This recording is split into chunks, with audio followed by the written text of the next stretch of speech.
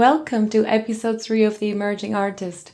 I'm Iris, and I'm really excited that I'm here today to speak about two well-being items, rest and hobbies. Before we begin, I want to welcome everyone who's been listening and thank you for your messages and your support, your feedback. I'm learning with you. I'm taking any feedback that you have and hopefully will be implementing in the next episodes. So please keep sending those.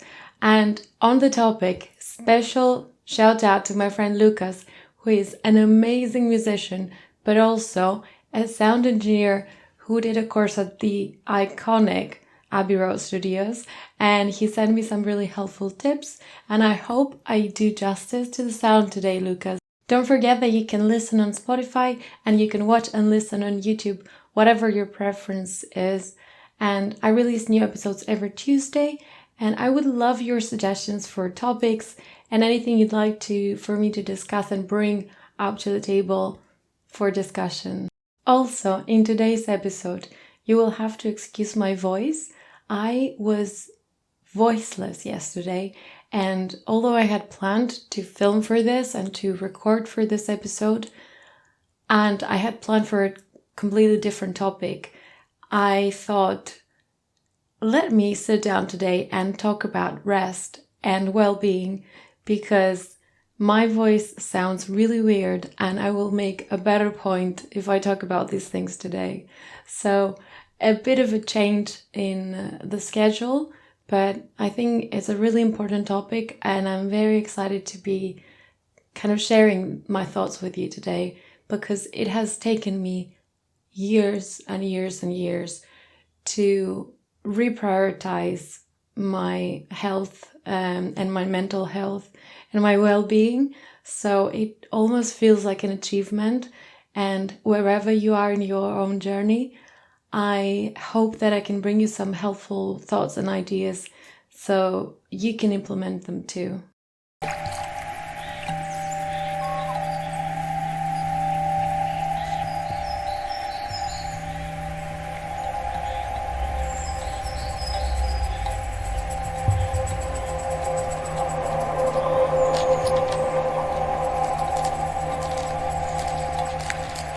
Why am I talking about rest today? I'm talking about rest because it's something that I've really struggled with. And traditionally, as a freelancer, I remember myself not being on holidays ever, not having a day off ever, literally working 7 days out of 7, morning till night.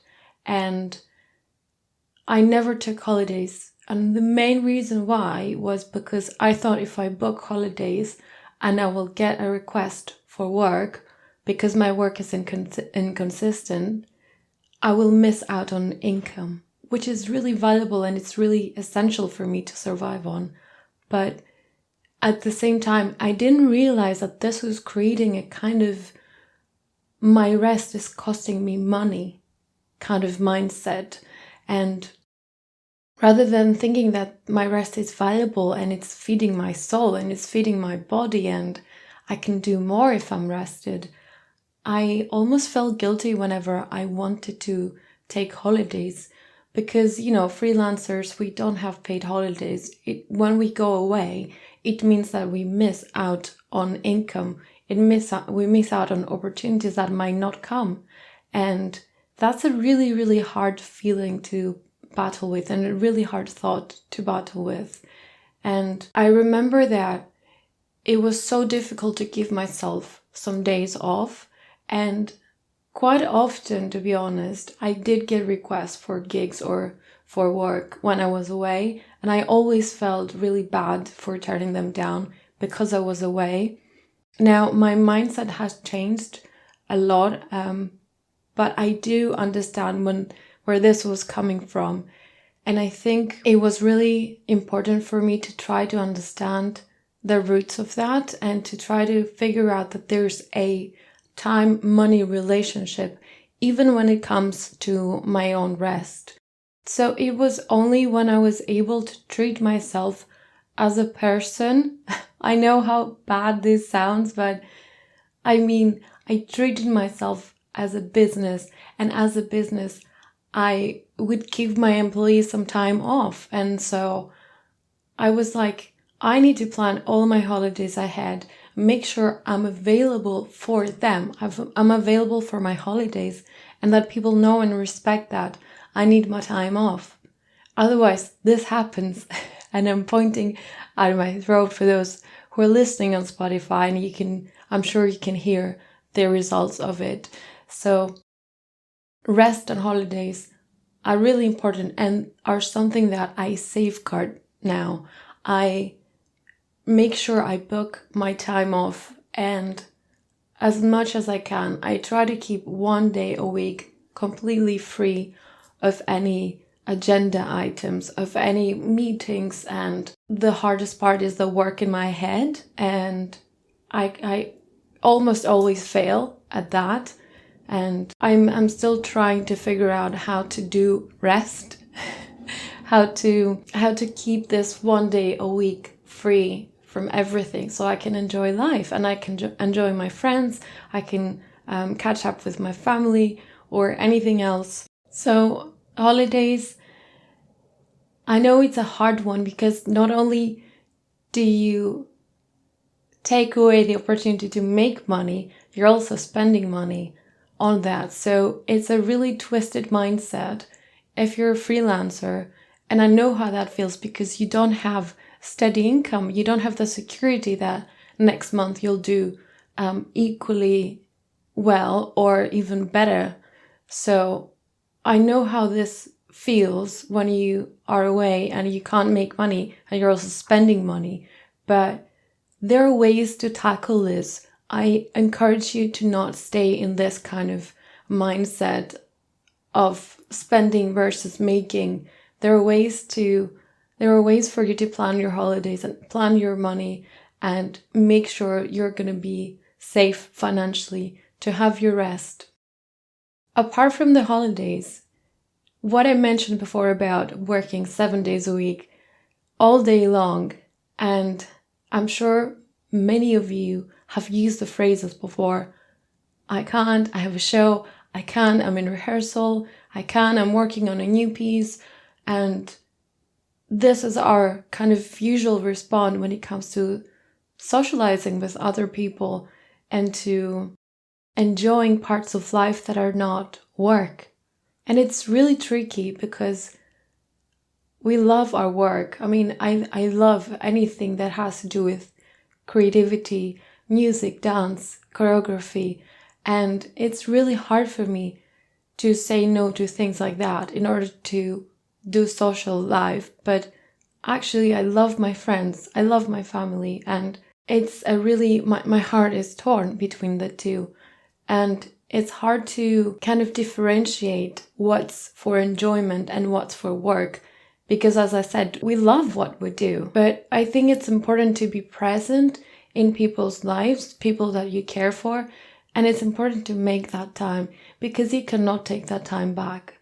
It's really gone when it's gone, you know? So I would encourage you to attend those birthday parties, and to call your friend, and to call your parents and your brother and sister if you're lucky enough to have them in your life, and just make time for these things. My coping strategy, and I'm not saying I'm an expert on this, because I told you I'm guilty of working 7 days a week, morning to night. But now I am just trying to figure out a system that works for me and makes me feel that I keep on top of things. So I make sure I do the bulk of my work in a 3-hour block on a day. So I cannot do any more unless it's a really exceptional, condition. There's a project, there's a really intensive period of work. And then I would do, for a really specific time frame, I would do 3 12-hour days, because it happens in the industry and it's quite common. But as a normal work day, I would make sure that I do 3 hours of like really intensive focus work, and then if that's in the morning, I will have a quiet evening. Or if that has to be in the evening because I'm teaching or because I have back-to-back like lessons and rehearsals or anything, I'll make sure my mornings are calmer and that I have the day after to rest and recover and to do some more kind of low-key work, maybe do some admin, maybe do some other things that I need to do. But it's about balancing out your week in days and making sure you have time blocked for rest, recovery, and notice where your focus work is, where your kind of high intensity work is, and make sure it's balanced throughout the week. Having said all these things that sound like tips, and it sounds maybe like I figured this out and I'm rested, which I'm clearly not, I would like to also share my emotions around that topic, because as I said, it took me so long to understand that I'm a body and I'm a person and I need some time for myself. I need some time to process things and to nurture relationships around me. And it was really hard to not get caught up in a almost tornado of work and doing and going and making all the time. And I know this is kind of like a sign of our times of not quite knowing how to rest or not quite knowing how to do nothing, as some people say. But I really cannot switch my brain off. I cannot do nothing. And so this is a big part of my journey, a big part of my healing, is to understand and figure out what rest means for me and how I can switch off, how I can nurture my mind and my body and my soul more in that sense. Because I think for years, the guilt, as I mentioned before, was really a lot. It was super connected to how much I did and how much effort I put into what I do and how much I was thinking about it, because I think about these things obsessively without me even trying to.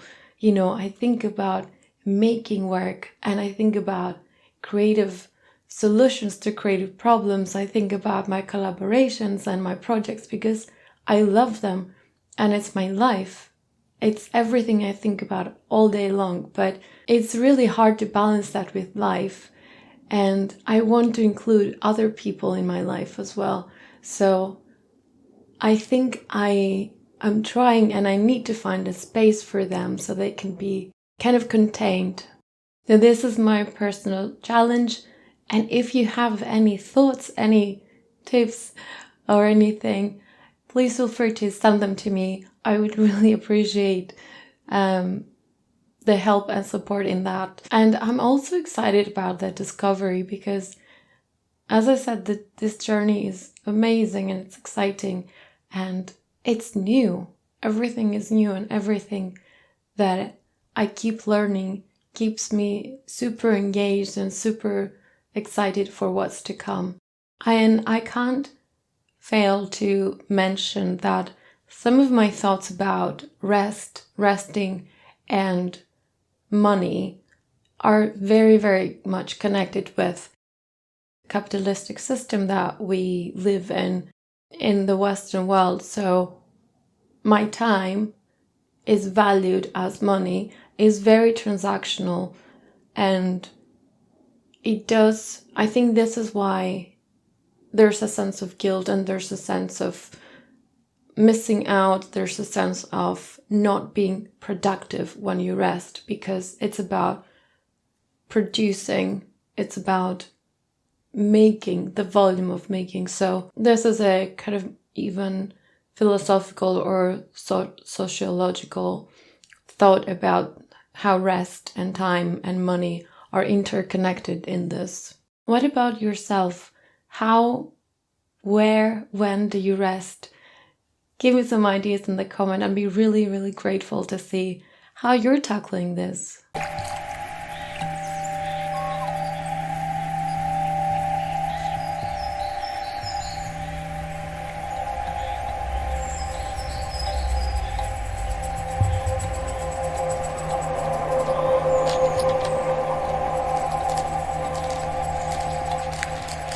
And now into another, I think, similar topic, which is hobbies. And especially I'm talking about hobbies for artists, for creative people. But I think this goes a long way. Let me start by saying I don't have any hobbies. And again, I feel so guilty about it. And actually, I don't know if guilty is the right word here, but I feel so terrible about this because I remember growing up, I had so many hobbies. And I mean, I was doing dance, I was doing music, I even did table tennis at some point. I had volleyball, all sorts of stuff. And I remember that these were my most favorite moments because I met other people, kids. I had so much fun. There was no agenda. There was no expectation from me to do anything, to achieve anything with it. I mean, rather than, certification and diplomas, but there was never I'm making money out of this, so I need to make it worth. So in today's day and age, I don't have any hobbies. I'm a creative person. I do so many things. And let me just define for a second what I mean by that. So I think of hobbies as something that is fun. You don't do it to learn a skill to make money. You can do it to learn a skill, like you can learn a language as a hobby, but you don't use that in your work. And you don't expect any transactional value out of that. So that's what hobbies is for me. If you have a different definition, please let me know in the comments. So as a creative person, I do a lot of things that could be other people's hobby. So, I do singing, I play music. I used to have a business with polymer clay jewelry, which I was making. That was microsculpting. I can make a lot of things with my hands. And obviously I go to various dance classes, different dance styles and so on. But my problem is every time I wanted to pick something up as a new hobby, I always thought about what I could use it for in my own practice. And of course, everything that we do informs our practice. So if I went ice skating or if I went, to clowning workshops and stuff like that, coming back as a choreographer, as a performer in the studio, I'm sure I would have been influenced by these sessions. However, I don't want to go to start a new hobby and think about how I can use it in my practice because it kills all the fun. I cannot have a hobby if I'm thinking about how I can use it.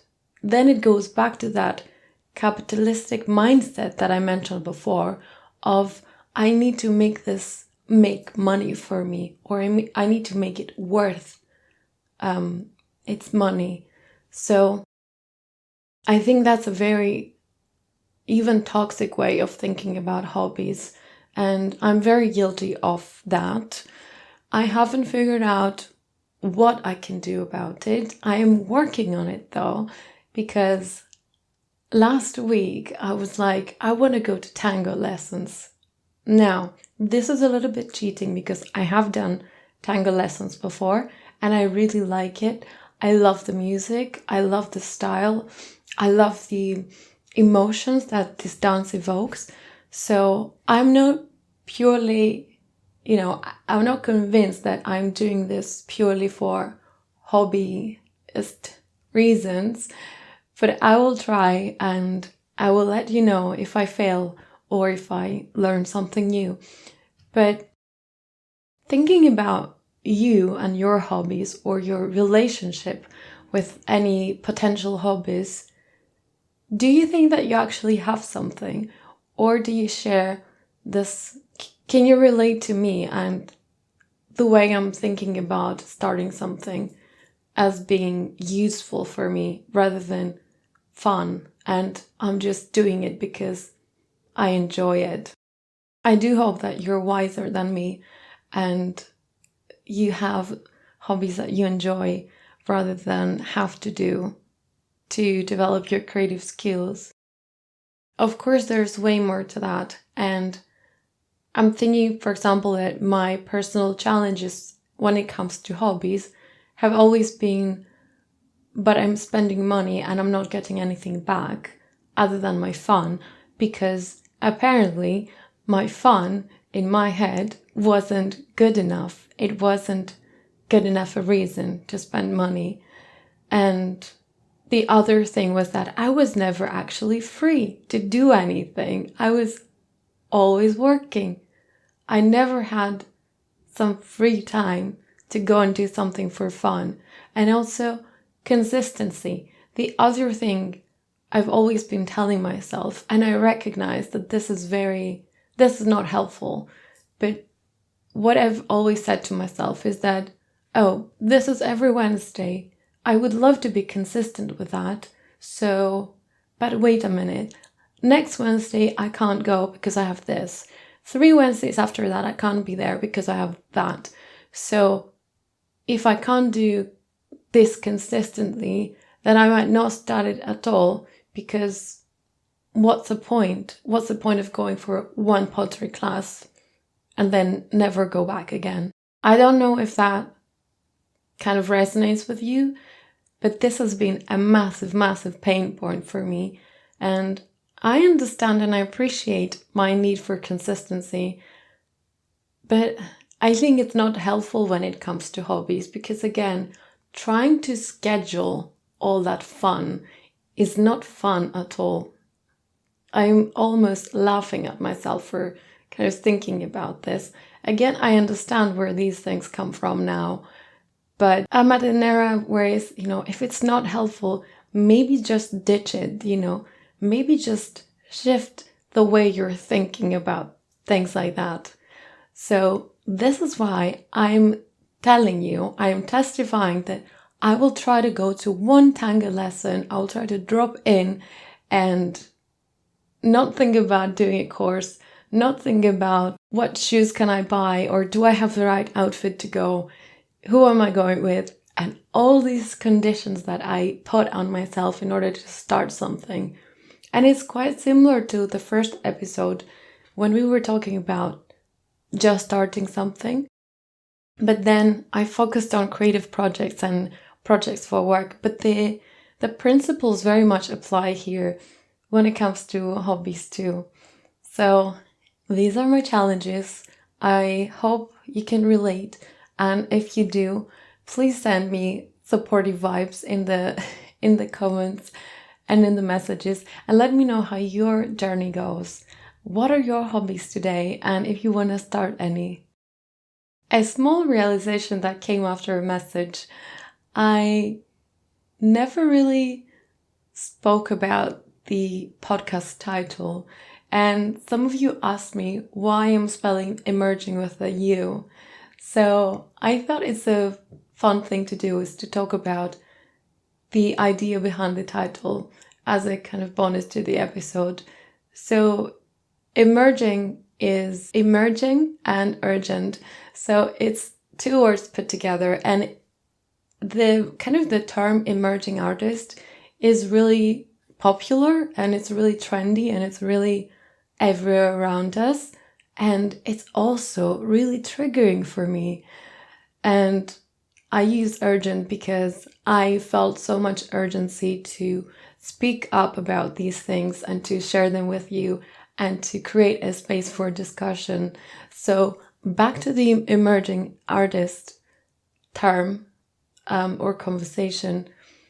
Why am I triggered about this? And also, very anecdotally, I wanted to use the term submerging artist in so many applications that I've done, funding applications, because I think I understand the context of like someone emerging as an artist, but the way that it has been used by organizations and by key people to talk about artists that have career and they're trying to make it, and how someone identifies as an emerging artist or is kind of described as an emerging artist is really strange to me. And it's triggering because I don't want to be defined by any organization in such a way of kind of counting my career in years. It's very triggering because I don't know how they mean that.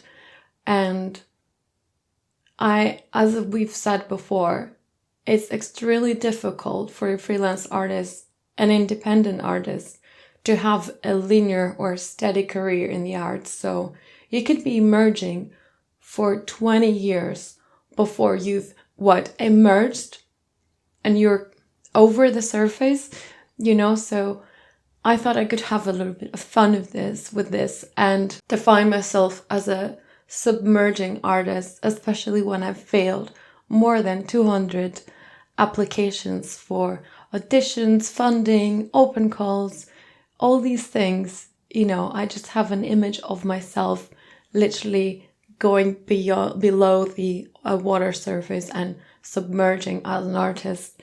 So that's a little bit of a trivia for the podcast title. I hope you find it funny, because it's funny to me. It's a reminder that all artists are emerging and always evolving. So this is my belief, and this is my take on things. Thank you so much for watching and listening. I hope you have a lovely day or lovely evening, and please give me your feedback and your thoughts in the comments or in messages. I read them all. I appreciate them all, and I hope you get some rest this week.